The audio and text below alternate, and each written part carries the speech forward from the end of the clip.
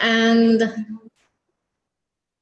okay, so it's 2 p.m. Central European time, and I think we can start our meeting. And I would like to start by thanking the panelists for making the time to attend this question and answer session, and to also answer your questions. I welcome the people who have joined us. Many of you are able to access also this question and answer session, which is being live streamed on Facebook. There are two main ways to ask your questions, which we will accept after we've had some presentations from our lead speakers. You might either post your questions in the chat box or the Q&A box, or you can even raise your hand and I'll direct the question to the appropriate expert. We're very lucky to have with us today some very good speakers. We've got Professor Borch and Dr. Benham, who are lead coordinators for the master's degree in ocean governance on the part of University of Malta and the International Ocean Institute, respectively. We also have representatives from the university as well who will take your questions. I will introduce them bit by bit as the meeting progresses. I would first like to start by asking Professor Borch to say a few words to describe to us this online masters. Professor Borch is the head of Department of Environmental and Resource Law at the Faculty of Law at the University of Malta, and they offer the master's degree from the part of the university. The master's degree is hosted at the Faculty of Laws. Professor Borch is also Malta's ambassador for climate action, and she brings a wealth of experience to this role, all of which is transmitted onto the masters. So, Professor Borch, it's in your hands. Hello, thank you. I would like to start by welcoming you all. Can you hear me well? Okay, good. Welcoming you all. I would like to thank the people who are at the background to organize this important question and answer. It's the first one we're organizing this year. The course ran for about 4 years, so we're all very excited to relaunch it again. And so I thank the people that organized it, Antonella, Cosmin, Roderick, etc. I salute with a lot of affection some of our alumni that have joined us. We are really very proud of them. They're all doing extremely well wherever they are. And I would not take too much time, but I just wanted to walk you through the masters itself. Some information you've already seen maybe on the link, but perhaps it will be good to explain it a bit more in a personal manner. So let me share my screen. I need to be able to screen share, please, host. Right now, Simone, just 1 second.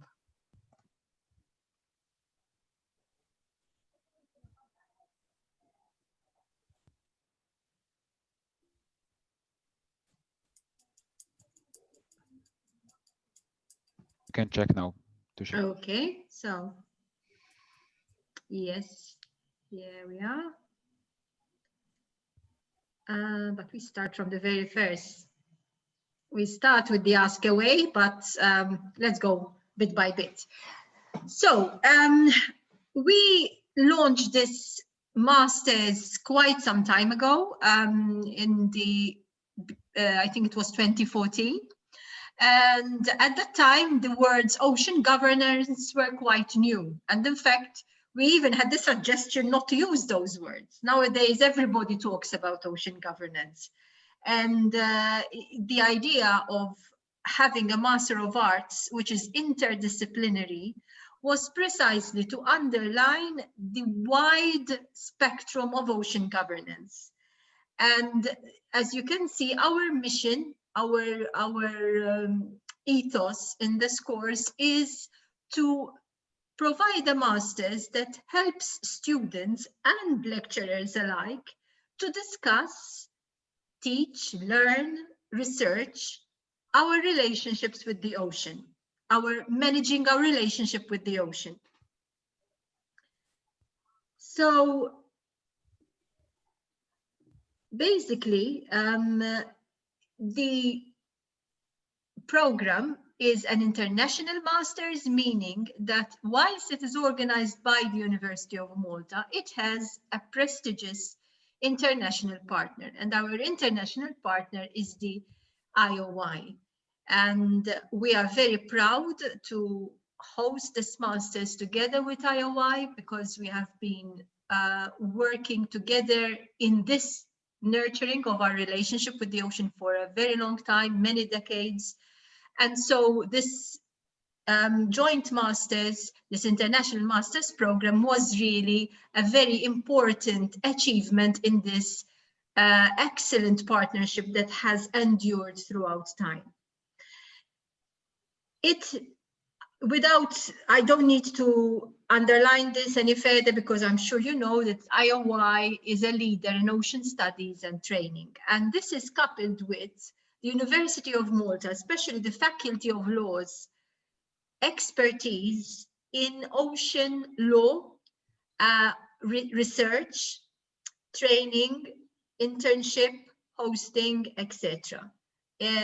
Not just the Faculty of Laws, we also have other faculties at the university that carry out other courses on ocean management. And in fact, we are very happy to say and very proud to say that our relationship with these faculties have produced this master's. In fact, the master's, although it is run by the Faculty of Laws, and IOI has a whole spectrum, a team of excellent academics from University of Malta and some foreign lecturers that come from different walks of life, different disciplines. Science, for example, biology, marine biology, economics, politics, international politics, earth sciences, earth systems, etc., etc. So we really have come a long way in getting this group of people together to provide this interdisciplinary approach. We also focus a lot on practice. We are very aware that most of you that join the course perhaps have practiced already in the field, or you have come from a background where you have been exposed, for example, to one of the IOI's training programs. And so we really try as much as possible to give you practice-oriented teaching and learning. And even research is very much founded in a practice-oriented approach. And the idea of the course, as you shall see when we discuss the topics that you will be doing, is a holistic knowledge base for future practitioners in the maritime field. We have updated our course, although it is a fairly young course, but we have updated it with the more recent academic and practical disciplines that have developed over time in ocean governance. The entry requirements are very simple.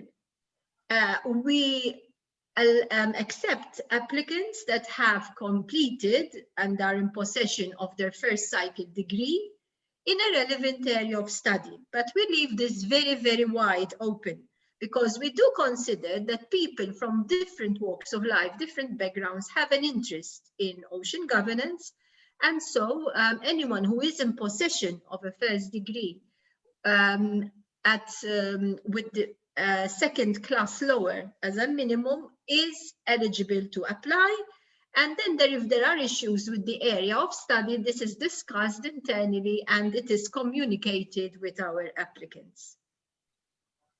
The second class honors could be upper or lower, okay, or a better classification or an equivalent qualification. For example, we've had applicants with a master's, not with a bachelor's degree. Obviously, a master's is a higher level than the bachelor's. So that is considered to be equivalent or better. Now we come to the program of studies. First of all, just to give you, so that you don't think I'm talking in terms which are not understandable, you can see that each topic has a sort of a code next to it. That is the name of the study unit. First of all, the study units are all standardized and they follow the standards adopted by the European Union. Okay, in fact, we call them study units with so many credits. Each study unit, in fact, has 5 credits, except for the dissertation, which has 30 credits, because obviously then if you have the total sum of the credits of the study units and the dissertation, they are equivalent to 90 credits, which is the number of credits required by all European universities and most universities abroad. This is a standard master's.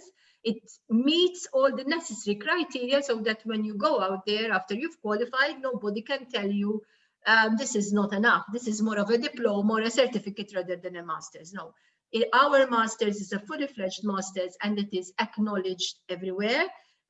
Any of you that are in contact with us from China, it is also a recognized degree. All Malta's the University of Malta's degrees are recognized by the Chinese authorities and anywhere else in the world. So each study unit would have a name, a code. And there are 3 types of study units. The first semester study units, those that you start with, and do and finish in the first 4 months of the year. Then there are the second semester study units, those that you do in the second quarter. And then you have the yearly ones that span over both semesters.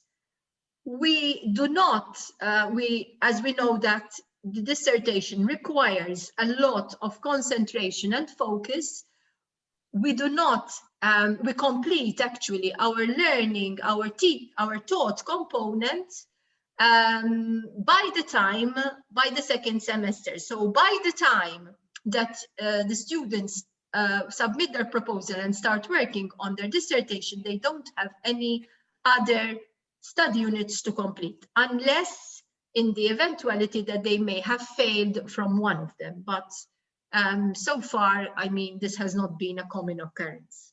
So to go back, we have the first study unit, which is the marine environment. This is a biological study unit. It's all about biology. So it's biological patterns, processes, and resources. And it is delivered by our friends from the biology department. The other study unit, the one following, environment ERL, means environment and resources law, and it has a number. You don't need to remember the numbers, obviously. I'm just explaining why you have that kind of code next to each study unit name. Regulation and governance for the conservation of living marine resources. This is the law and the policy that exists that addresses the conservation of living marine resources. Similarly, you have another one regulating the sustainable use of the oceans. So why is the first one, the one preceding it, focuses on how law and policy regulate the conservation of the species. The other one is specifically focused on how humans use the oceans and how they should use them in a sustainable manner. Then you have another law component. All those ending with L are law components, are law study units. You have the contemporary threats to maritime security.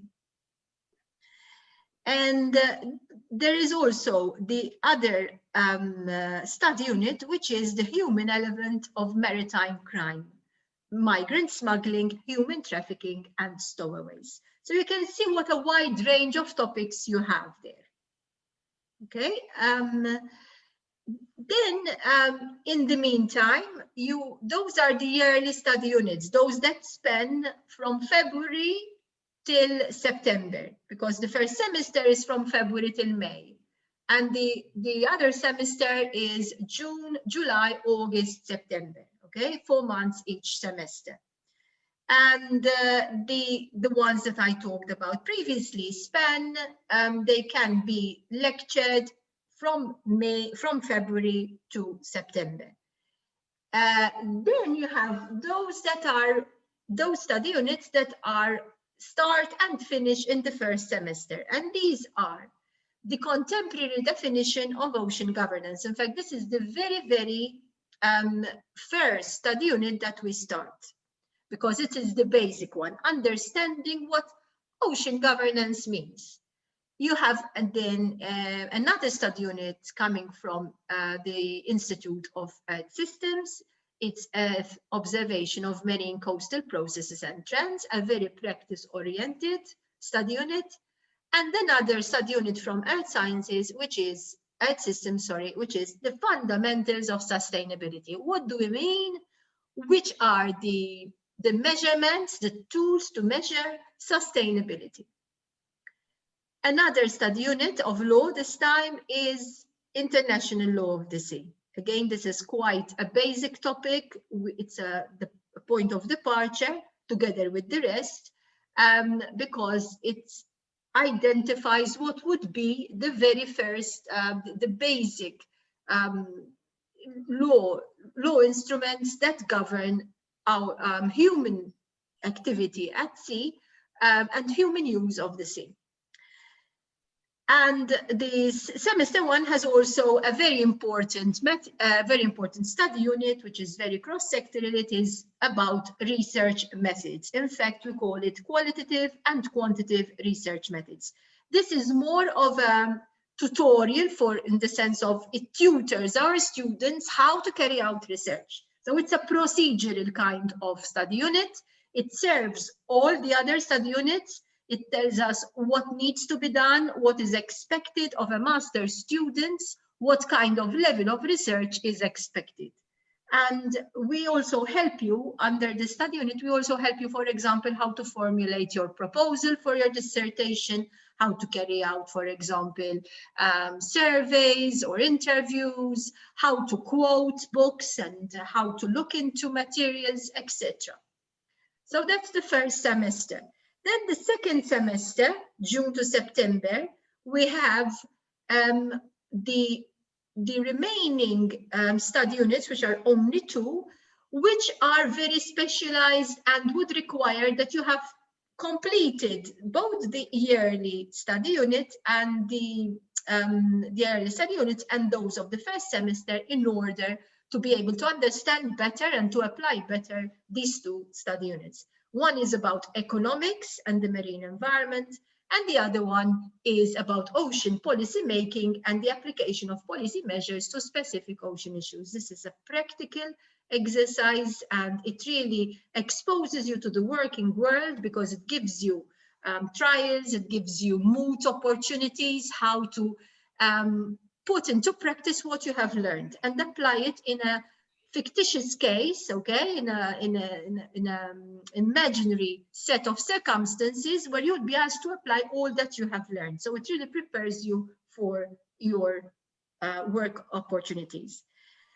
So then you have the research component, which is carried out in the 3rd semester, October to January. As I said, you would have finished all the taught components, okay? Nothing will go beyond September for you as in the terms of teaching. And we will promise as well that we will space out even your method of assessment. So each study unit, after you've done it, you will be assessed on it. There will be a method of assessment. In most cases, it would be an assignment, an essay, a short paper, sorry. And you will be, these will be spaced out so that they won't accumulate for you and you'll have too many assignments at the same time. You'll be very careful to spend them out for you so that you'll have ample time to be able to even have study weeks so that you can carry out research and study, have time at home or time allocated for studying. You can't have too many lectures going on and then we expect you to have study time. So we will be allocating specific weeks where you have what is known as reading time. You won't have lectures, but you are expected to do your studies and your research. The research component is very important, obviously, because it is 30 credits, value 30 credits. So it is a hefty part of the credits, and it is an important aspect because it really is something that belongs to you. It is something that you will do. It will be completely yours. A dissertation is your baby. So it will be a topic you will like, a topic that fascinates you. You'll have ample time from the lectures to identify an area which you find so interesting and where you want to work, which you want to work in. You will be asked to do an assignment of about, the dissertation is between 20 to 25,000 words. It seems a lot, but believe me, all students come back to us with the same plight. Please, can I have an extension of my word limit? Because there's so much to say. Okay, so don't be afraid that it's too many words. It really isn't, because those words include also your references, and so you'll have a good chunk of that part of that word limit. And you will have a specific supervisor assigned to you. Sometimes you may even have a co-supervisor if, for example, you choose a topic which is very technical, so you'll have a legal, for example, a legal topic which is very technical. So you'll have a supervisor that is a lawyer, that is from the Faculty of Laws, but then you'll have a technical person, say, for example, an expert in noise pollution, for example, marine noise pollution, just to give you an example. You will be given a time where you have to submit your proposal for the dissertation, where you explain what your aims would be and what you intend to achieve in the dissertation. I won't elaborate too much here because you will be given ample time to discuss this and to work it out. You'll be given individual attention to be able to complete and compile your dissertation proposal. And we assure you that you will be given an expert supervisor.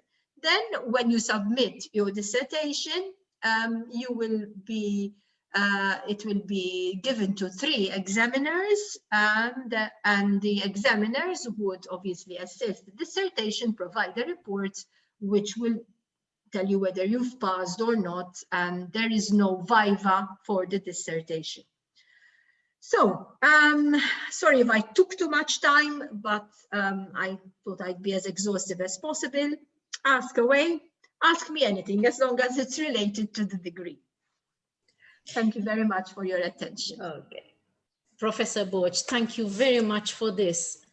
There are, in fact, questions coming in, and I would like to pose them to you very soon. But I'm aware that Dr. Benham, who is with us, will need to leave soon for another appointment. So before tackling the questions that are coming in from our panelists, and they're very interesting questions as well, some practical, some more concerning the topic, I would like to invite both yourself, Professor Borch, and Dr. Benham to tell us a bit why doing this master's is so important in this current global scenario. I mean, people who follow the subject know that the ocean is starting to attract attention from policymakers, decision makers.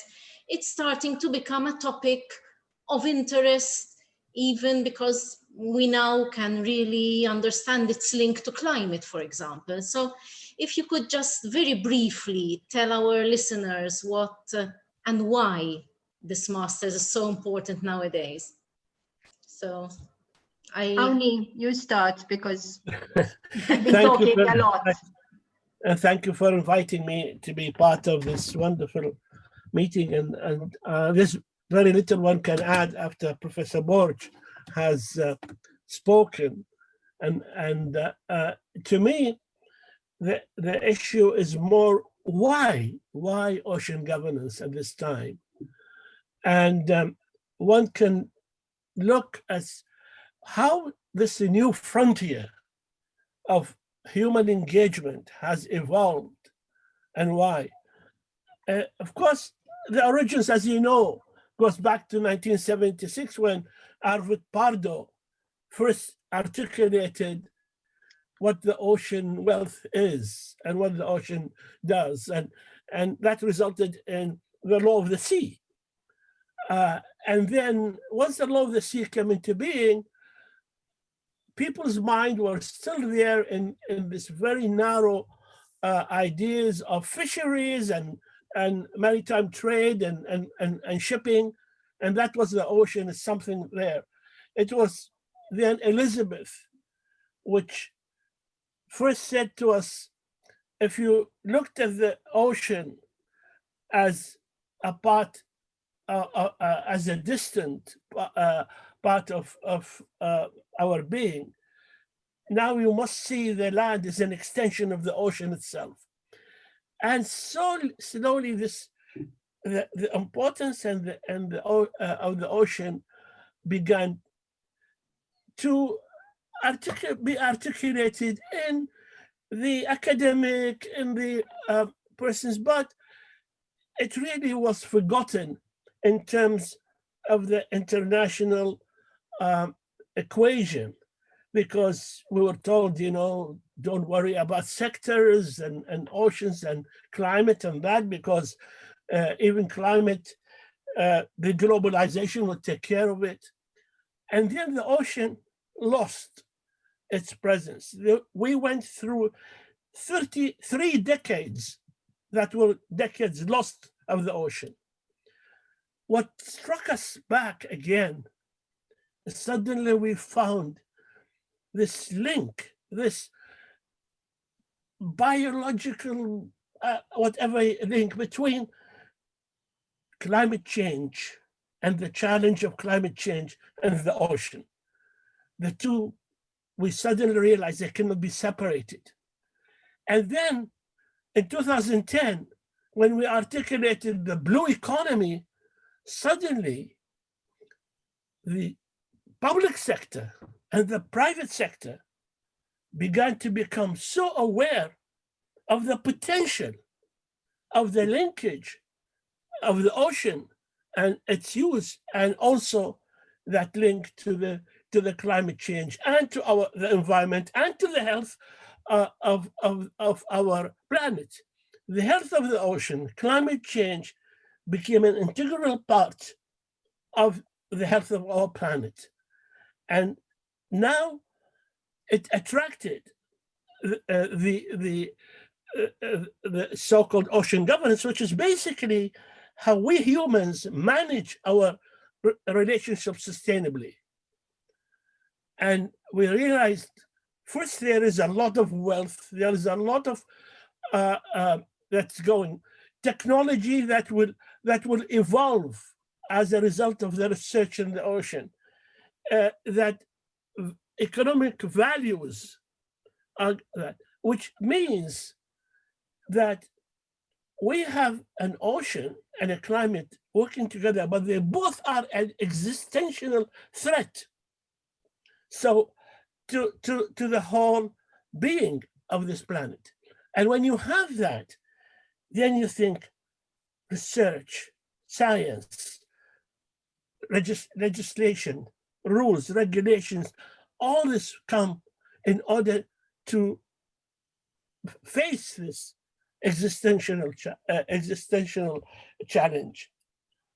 And therefore, the opportunities suddenly in the last 3 years, and especially after the adoption of the Sustainable Development Goals and the beginning of a new legislation on areas beyond national jurisdiction, there is such wealth of an opportunity, both for science, for economics, and for the environment. The three came together. And so the opportunities that are available to you by focusing on ocean governance in its three dimensions of the economics, the social, and the environmental is where the new frontier and the future is going to be. And you have here a module of a degree that will enable you in any of those three dimensions to be engaged, because the public sector and the private sector, both of them have realized that working together, we can manage an ocean governance that is friendly, that is integrated into the climate change. And even I can go as far as we can see the emergence of a single legal framework for the climate and the ocean. So I say to you,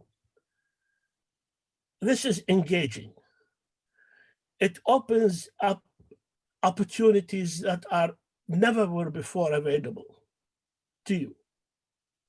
And it's an opportunity where you would be able to enter all aspects of the sectors of the ocean and climate change and be able to contribute something.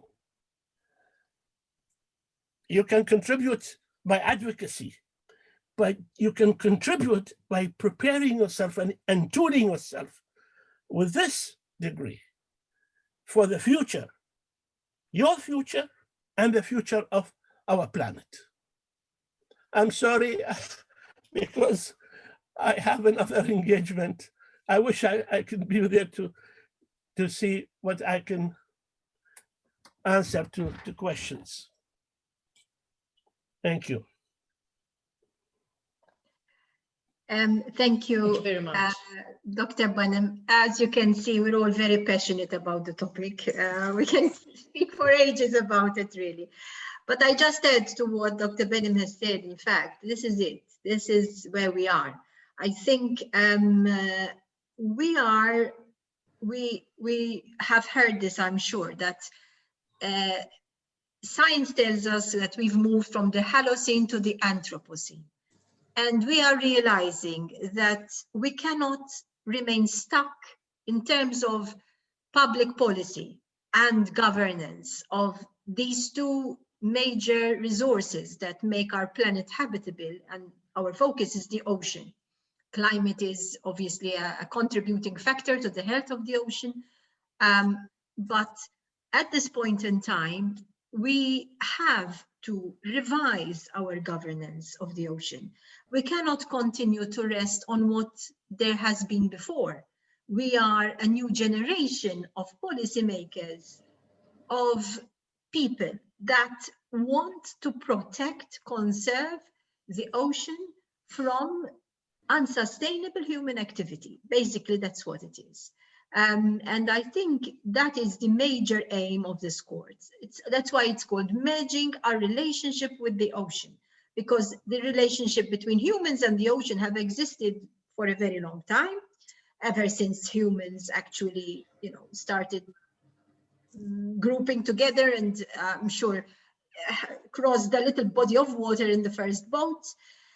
We know that many laws applicable to the ocean are centuries old. It's one of the areas where the law is really, really ancient. But with all the scientific information we're getting, the bridge between science, politics, and the law needs to be made. And so that's why in our course, we have law components. We have also other social sciences like economics, for example. And then we have the pure sciences, the earth sciences, that tell us what the state of things is scientifically and how we translate that into political thinking and into law to be able to govern this resource better. Quite agree. By a degree, yes. Yes. And get a degree in the process. Absolutely.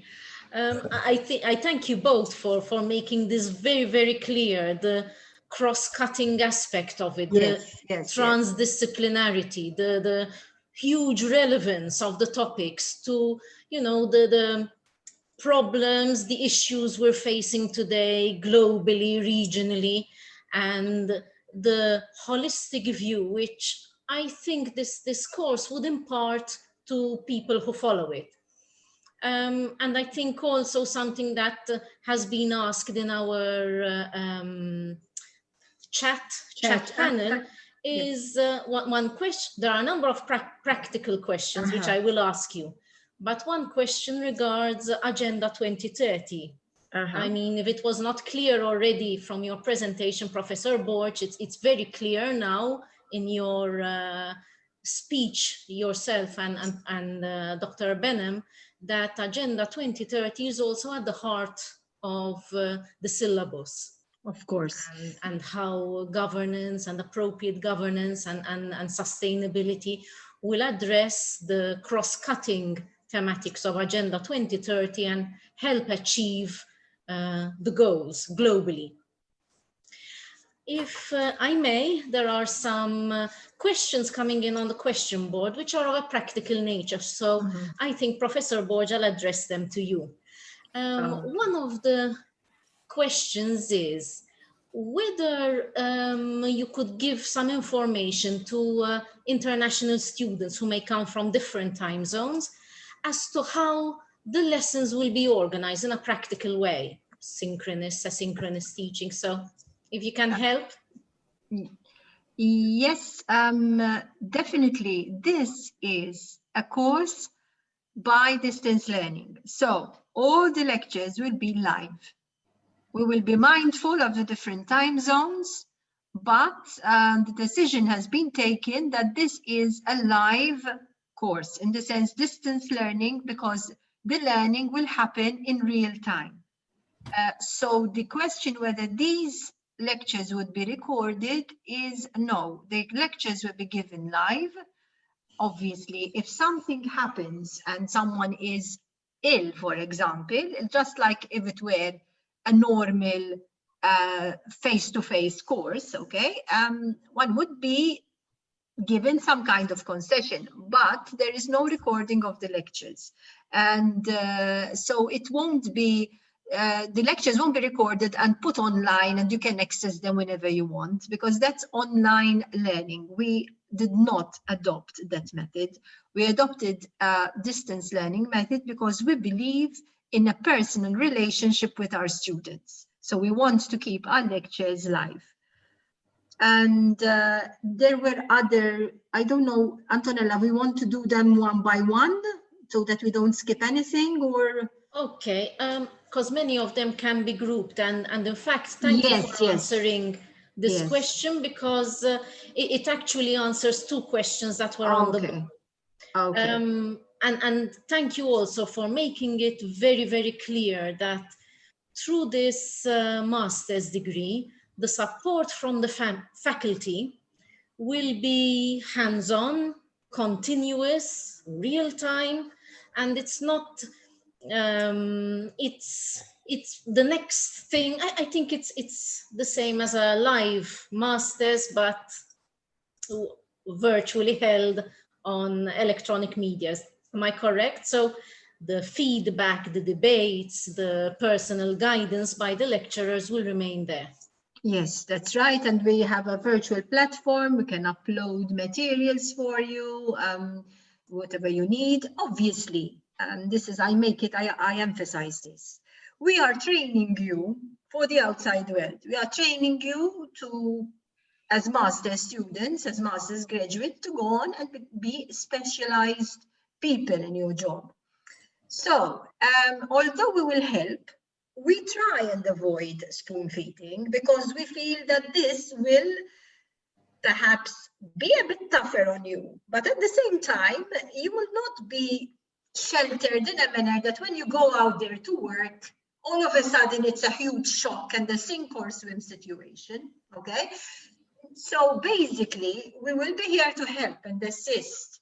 And obviously you'll have the lecturing, but independent learning and independent research is expected. This is a master's course, okay? So you'll have to do a lot of reading, a lot of preparation for the lectures. And each of the study units I've mentioned will has a sort of a list of learning outcomes, and you will therefore know what is expected of you. Obviously, if you have any difficulties or some things are difficult for you, or you're having trouble, for example, with coping with something or the other, or you haven't understood something, we can answer your questions and your queries as much as you need. But it is important to understand that you will be able to carry out independent research, okay, apart from the studying.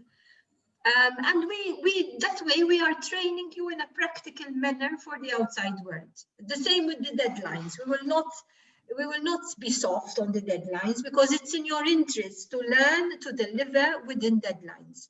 Because when you have an employer, you're not going to tell him, can you give me a bit more time on this, on that, okay? So it's, we'll be fair. We will distribute the methods of assessment to make it practically, that not to have an accumulation, although there are some months of the year that are going to be more busy than the others. However, there is an effort from the part of the students that enroll in the course to be able to meet deadlines, to carry out the research. And it is, I'm not saying in any way that it is not doable or too difficult, not at all, but it is intensive. And the students, our alumni that are with us today can vouch for that, I'm sure. Yes, in fact, thank you for answering those questions, Professor Borge. I think that answers the majority of the questions concerning content. I know that there are questions regarding application process, scholarships and things like that. And I do propose to address them later on. Maybe our colleague, Ms. Daniela, can help us later. But since you brought up the link yourself, Professor Borge, I would like to introduce two people on this panel who have already completed the master's degree. They are Georgia Veldeki, who is class of 2015. Georgia completed the master's. She is now working in the field, in the field of ocean governance. She is based in the Hellenic Center for Marine Research in Greece, and she works in policy, in EU and national projects, which are related to marine renewable energy, working on public-private sectors in ocean policy in the Mediterranean. And the second person I would like to introduce, who will be speaking a bit also about his experience, is Cosmin Kivu. He is a project officer with the International Ocean Institute, and in his work, he works on ocean outreach, training programs, and similar programs related to ocean matters. So if Georgia and Cosmin, you would like to say a few words about your experiences, I'm sure it would be something that our listeners would like to hear about. I remind you, you may either post your questions in the Q&A and I'll try and address them to the right speaker, or you may raise your hands and we can take some questions depending on who should take your questions. So Cosmin and Georgia. Okay. Georgia, I will start. Yes. Okay, you can hear me, right? Yes. You can hear me, great. Thank you so much for the invitation. I'm so glad to see everything. Hello, Dr. Borge.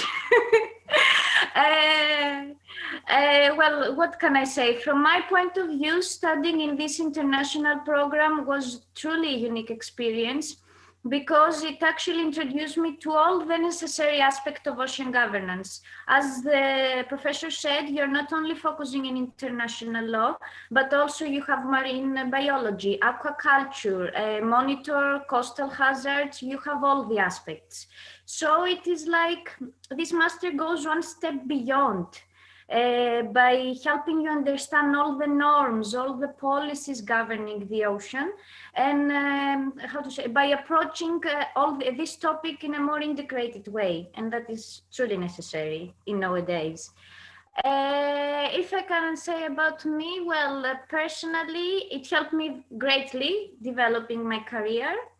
As after graduation soon, I found this work in the research center, and I am the only one with this master in this field in the research center, so it's really good for me. And with this broad background of courses and lectures, as you heard from the speakers, I have the ability to work in programs with different thematics. I can have a marine renewable energy. Soon I will move to marine conservation programs. So it's like a bonus. You can work in different areas. That's all for me. Thank you, Georgia. I just wanted to ask one question. Maybe the other people who are listening to us are also asking. What was your first degree, Georgia? What's your background? Yes, my bachelor is International and European Studies. So I had the knowledge in international law and law of the sea, but for example, I had no clue about marine biology, aquaculture, the technical parts. And in the beginning, I was a bit afraid, to be honest, like, oh, biology. But after, with the help of the professors in the University of Malta, it was,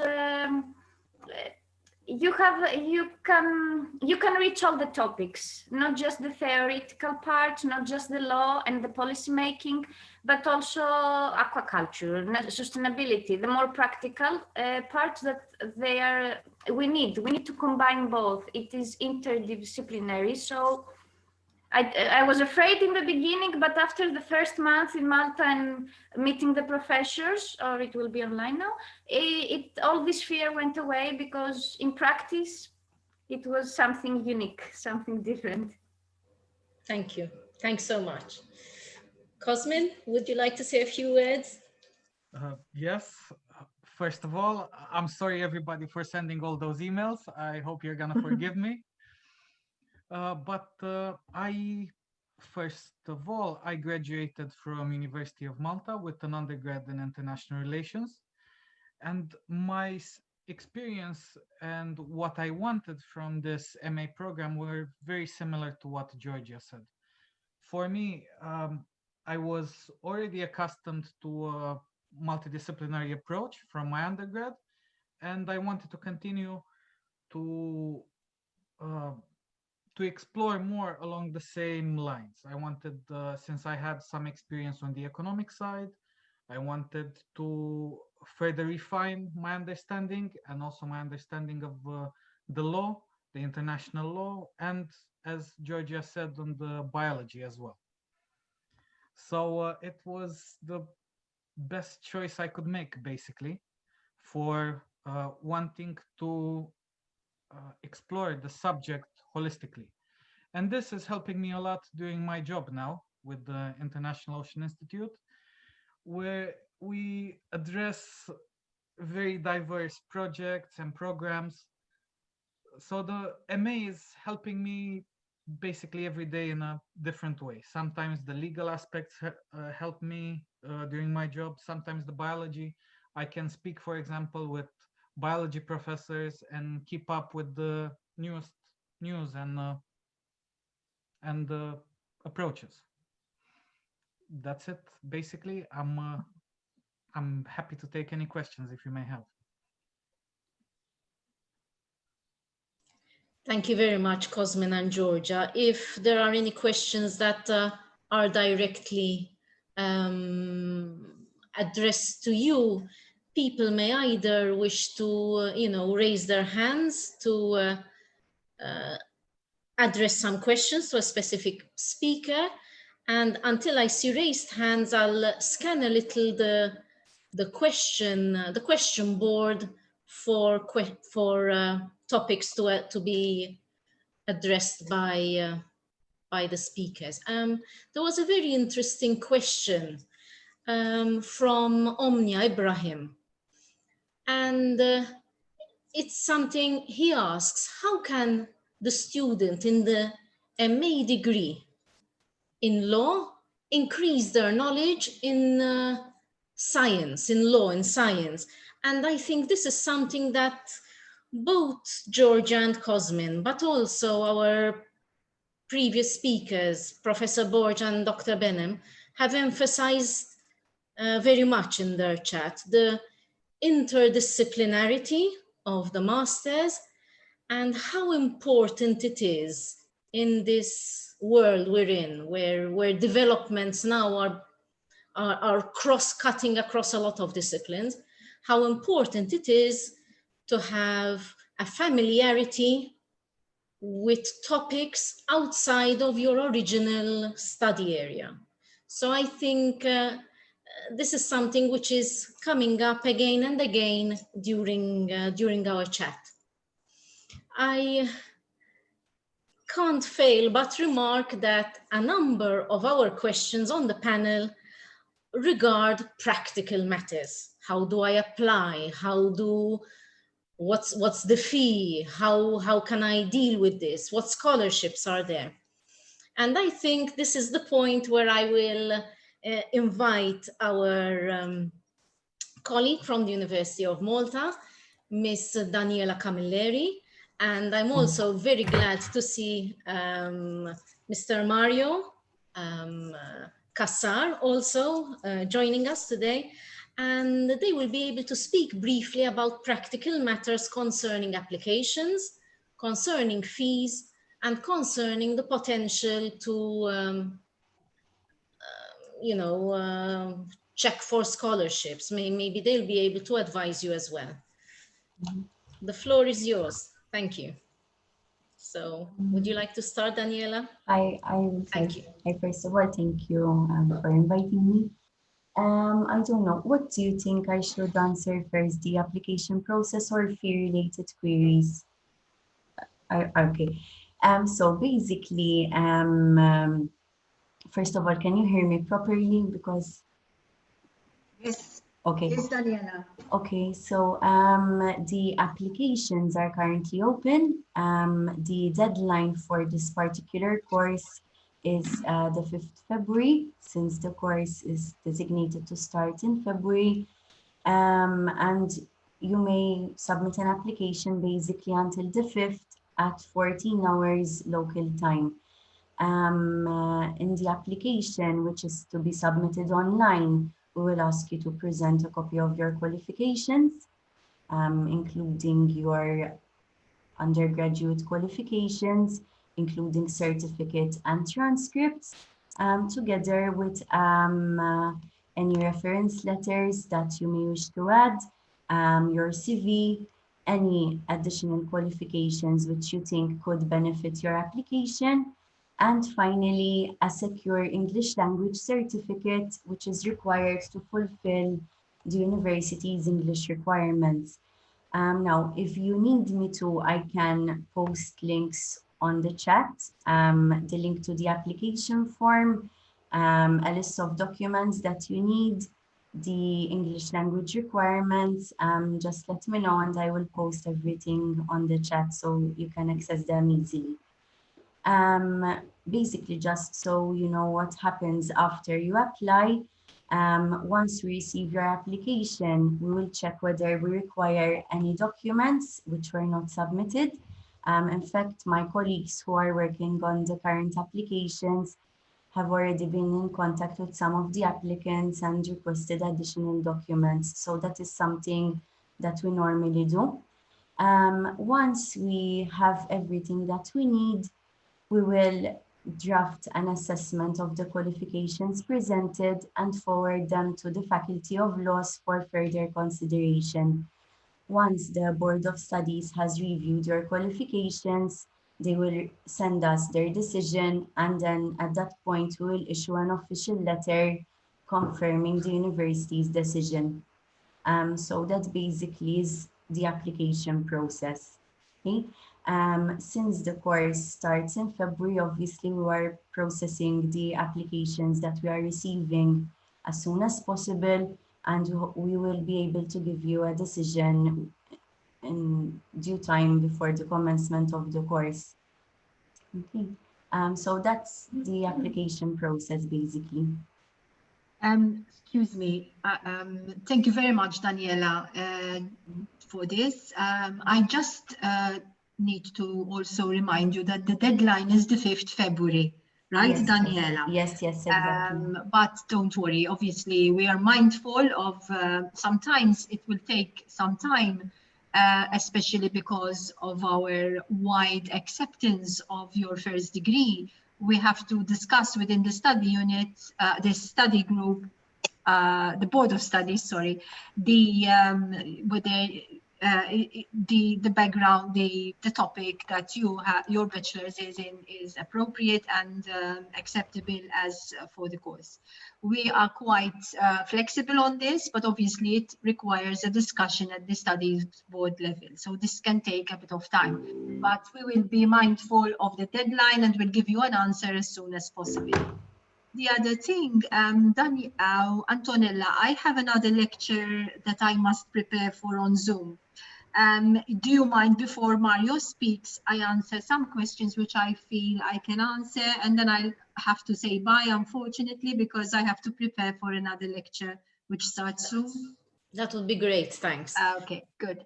So the ones that I'd like to answer, there were some practical ones that I think Daniela answered. There are also some questions about the practicality of the course in the sense of how practical is it for me coming from a developing country. Okay, one of our participants is from Bangladesh and saying how actual is it for someone like me? Well, actually, we can tell you that we do devote a lot of time to the when we lecture on the topic, we do go into various aspects relating to the realities. We do not lecture on this topic about simply from, for example, the perspective of the European Union governance policies, but we go into the various aspects, the various ideas and policies that states have on ocean governance. And this also includes, as we have also said, that we try and balance out lectures on law, lectures on policy, lectures on the social sciences, and lectures on the pure sciences, because we feel that as much as possible, we need to have this kind of balance. Some of you have also asked how much is going to be devoted to pollution and how much on the SDGs, for example. Basically, I think each and every study unit will delve into these issues, because if you are having a study unit on the economics, on the blue economy, you're going to assess the health of the oceans for economic purposes. So you are going to understand what the impact of pollution is economically, for example. If you obviously do the science class, you're going to understand better what kind of pollution do we have in the ocean. The ranges of pollution, the problems that this brings about. And if you do the law aspect about it or the policy aspect about it, we're going to see which are the applicable laws to it, how countries have addressed the problem, and what is being done and what could be done better, etc. So in that sense, it is quite wide-ranging, and we try to be as interdisciplinary as possible. I think those are the questions that I could answer. I mean, there are some questions also on the fees and the scholarship. I think that could be answered even from the practical side. Scholarships as well. Perhaps, Antonella, you can speak a bit about that, if there are any scholarships available. I mean, from the university side, there aren't any, but even there, I leave it up to Mario to elaborate further. Thank you very much, and please do keep in touch, okay? And I'm sorry because it's I have to prepare myself for my next class. Thank you very much. I think you have answered very well the questions we've had. So thanks so much. I'm sure if there are more, we'll be able to forward them and get course. an answer as well. Of course. Thank you. You. Thank you. Thank you so much, Professor Borge. Thanks, Simone. Thanks. Take care. Thanks for being with us. In fact, a number of the questions that are left concern fees and scholarships and the way the whole mechanism would work. I don't know, Mario, would you be able to take a few of those questions? You can probably see the Q&A, but I can read out a few just for you to for everyone to be on the same page. One question is regarding the cost and whether it would cover all the masters, including the dissertation. I think that's an easy one for you to take. So yes, first of all, good afternoon to everyone. Please I would like also to share my experience of this course, because this course, when it was held on campus, it was held in Valletta, and I was very close to this course. And what I can tell you is that I don't want to say all, but most of the students were satisfied with this course, and all the students that I know, they are nowadays working in the industry. So please take that into consideration, because at the end of the day, the destination is the most important thing. What are you going to do with this course? Yes, when it comes to the practical questions that you have asked, I'm afraid at the moment we don't have any scholarships, but please allow me to highlight a couple of interesting things that might be of interest to you. The fee is 7,500 euros. Normally, under normal circumstances, you are asked to pay for the fee in advance. However, we understand that in some circumstances, there are students who would prefer to pay that by installments. That is something we allow. We allow flexibility when it comes to payment of the fees. And the fee practically covers everything. There are no other hidden fees. That is very important. Obviously, it's the tuition. It doesn't. In this case, there is no accommodation, because you're doing it from the comfort of your home. But the 7,500 euros include everything. And when I say everything, there are no hidden costs. You are not going to be asked to pay another fee when you finish the degree and you are going to graduate. Upon completion of your course, you will graduate and you will receive the diploma together with a detailed transcript. There are no hidden costs whatsoever. That is something that that is very important for you to know. There are no bench fees when it comes to research. Even though you're going to be assigned a supervisor, we don't charge for those services. That is all included in the fee that we are quoting on our website. I don't know whether there are other technical questions. What I would suggest is as well, based on past experience, is that make sure that when you submit your application, try to submit also the required documents, because obviously that would speed up the process of admissions. Because otherwise we end up sending you emails back and forth asking you for these documents. So it is very important that when you submit your application, given that now we are very close to the date of commencement, that you submit all the required documents that you are being requested. And obviously you can send that by basically you can scan them and send them. If I may, there were some questions regarding scholarship and fund availability. As many of our speakers have said earlier, the University of Malta as such does not, nor does the IOI at the moment, unfortunately, offer scholarships for this master's. However, even as Mario mentioned just now, we have done our utmost to facilitate access to this master's degree by putting all the costs up front, removing the burden of travel or local accommodation or visa searches, especially in certain countries. It is problematic to assume all these costs and these responsibilities. So while right now there is no access to scholarship funds as such, all efforts have been made to make access to this master's as easy as possible, including, as Mario said, the possibility to set up a payment plan in portions, in installments. And I think there was a question regarding this in the Q&A chat. I would suggest to you to explore within your countries the availabilities of scholarships which are related to governance, to policy making, to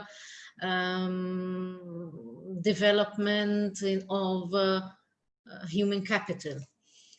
For those of you who are hailing from countries which are part of the Commonwealth of UK countries, I am aware that there are some scholarships around the topic. So I would encourage you to also pursue what you can find in terms of support within your own countries. Bearing in mind also these facilitated arrangements that the university has very kindly agreed to put in place to support the masters. So it's a bit of a roundabout way of answering your questions, but it's unfortunately, without knowing each and every individual request, is a very general response. There are other questions. Yes, I think you were very clear, Mario. 7,500 euros is the full and final cost. So that was a question asked. Diego Gil asks, what would be the opportunities to network for future collaboration and work given this online format? And I would say there are a couple of aspects which address this question. First and foremost, I remind you that our academic speakers, Professor Borch, and I believe we still have with us Dr. Anthony Grima, who is also a coordinator on this program. Welcome.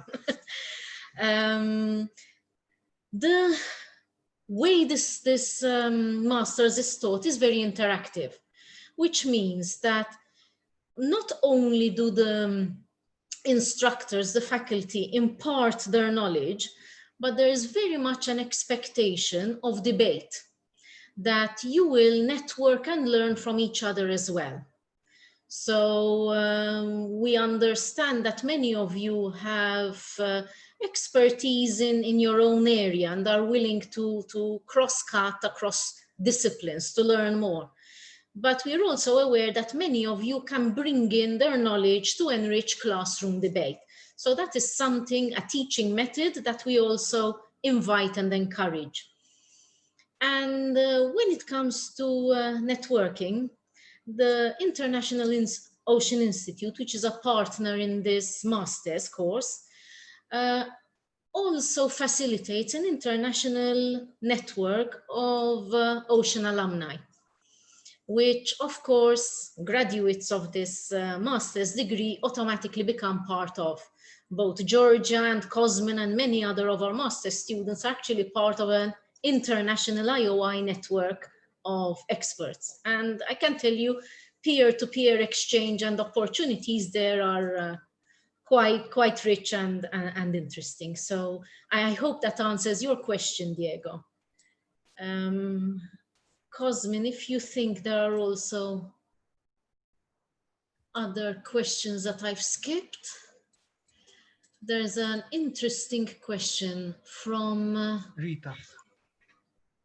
Yes, Rita, and also Rosanna Tenerelli. She asked if we could talk about percentages, whether it deals with the marine and shipping, how the master's lectures are spread or distributed. Mario, would you like to? You're muted, I think. Yes. If you look at the link, I think Daniela has already sent the link, but I can share it with you on our course finder.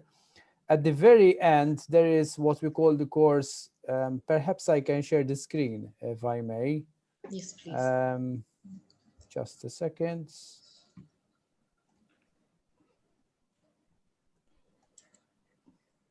No, I cannot share because I am not the host. But anyway. You are now, Mario. Okay.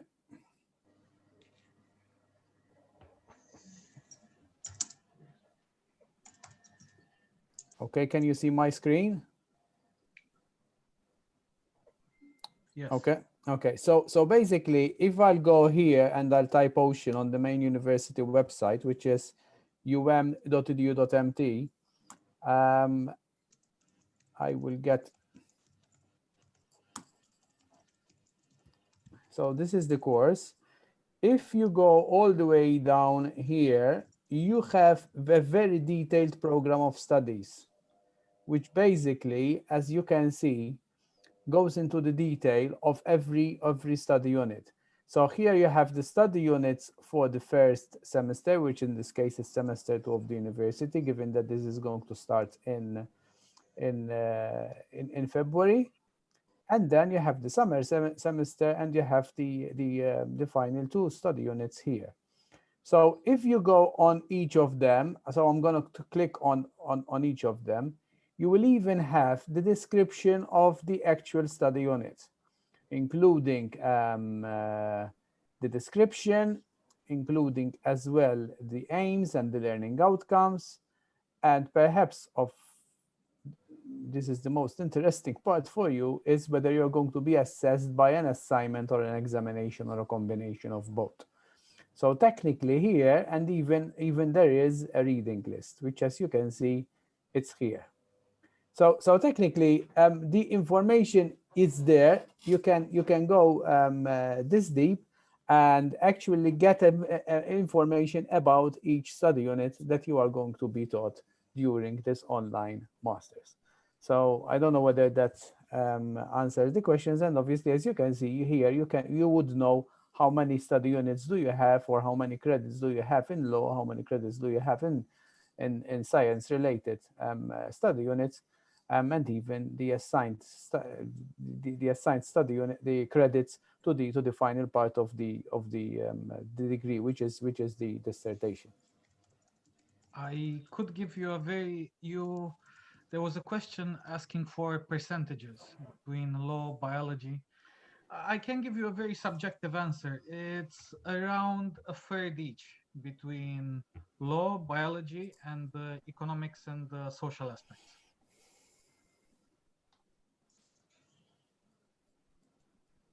Yes, it's really a wide range of topics, all of them updated to take into account recent developments in global policies, global events, global crises, if you may. So someone asked me if COVID-19, post-COVID-19 recovery will be a topic. I can assure you that COVID-19 has permeated nearly every single topic in ocean discussions that I've been listening to in this year and last year.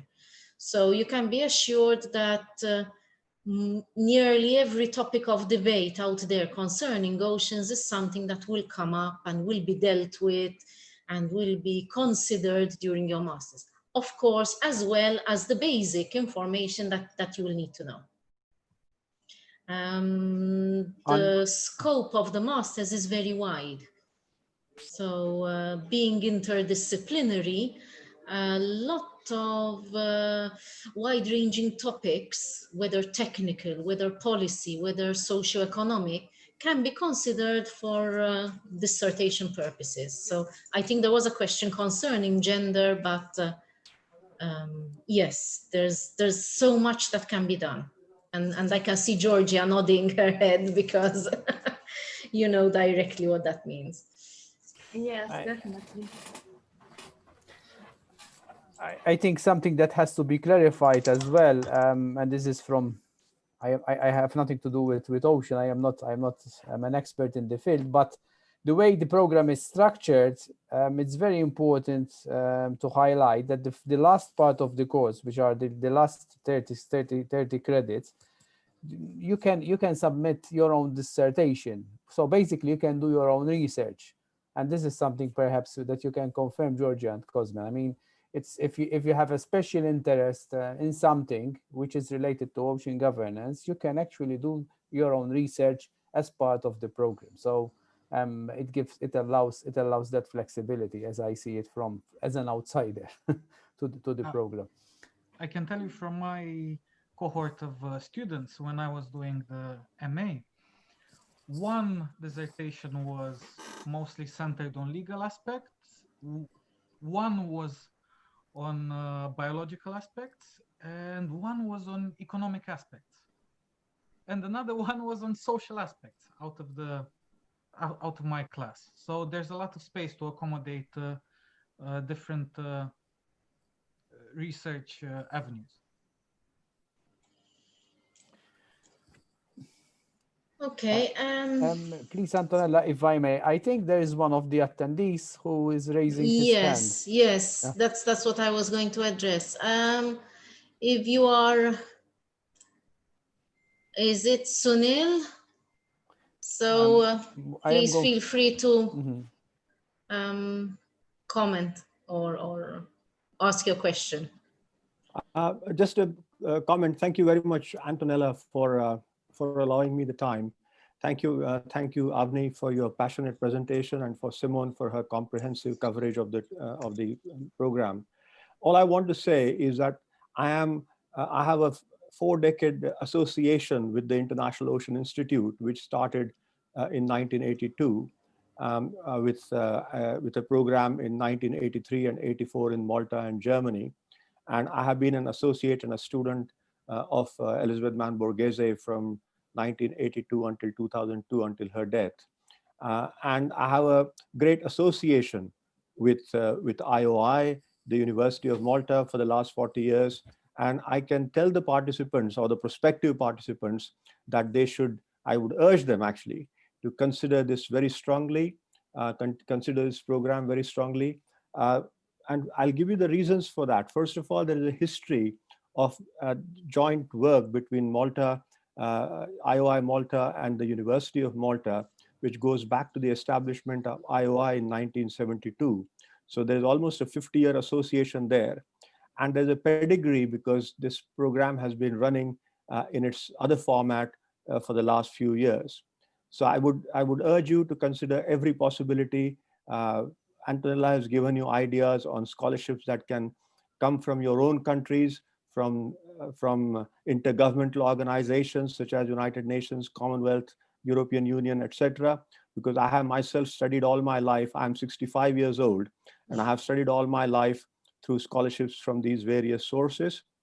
And most importantly, most of you would also have this question: what is there in the future for me after doing this program? And the important thing to remember is that the Sustainable Development Goals, as Avni mentioned, they need to be implemented until 2030. There is the International Decade of Ocean Science that is starting this year until 2030. And all the countries of the world are focused, particularly small island countries, developing countries, and all other countries are focused on the ocean with a renewed focus because of blue economy, because that's a new area of endeavor for all of us, which we have ignored for a long time. So the future is bright, and I recommend wholeheartedly and urge you all participants or prospective participants to give this a serious thought and make it possible to start the program in February this year. Thank you very much. Thanks for the opportunity, Antonella and Avni, and all of you. Thank you. Thank you very, very much for those who attended, those who presented, for showing your interest. I will bring this to a close now, but not before drawing your attention to the webinar chat, where there are some links posted by Mario and Daniela. And to remind you as well that you can always get in touch with us either via the university or via the IOI website, the International Ocean Institute website, to ask your questions, send your comments. And of course, the two websites are also sources of information about this master's degree opportunity. So it seems there are no more questions. I hope we've answered to the best of our ability. I thank you all for making the time to be with us, and I really hope to hear from you. So thank you very much, all of you. Thanks for being here. Bye-bye. And best wishes. Bye-bye.